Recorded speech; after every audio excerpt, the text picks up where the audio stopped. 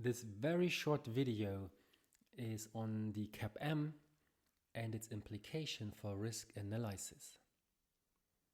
So the CAPM allows to decompose an asset's return variance sigma square I into a diversifiable component sigma square epsilon I and into a systematic component beta I square sigma m square.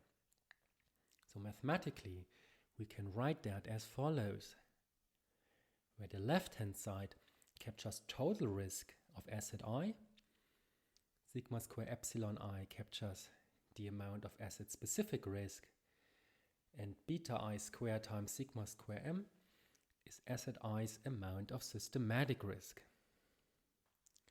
And in addition, remember, only beta I square times sigma square m is compensated by a risk premium. The risk that comes from sigma square epsilon I is not compensated by a risk premium, according to the CAPM. And graphically, that is represented by what we called in a previous video the security market line.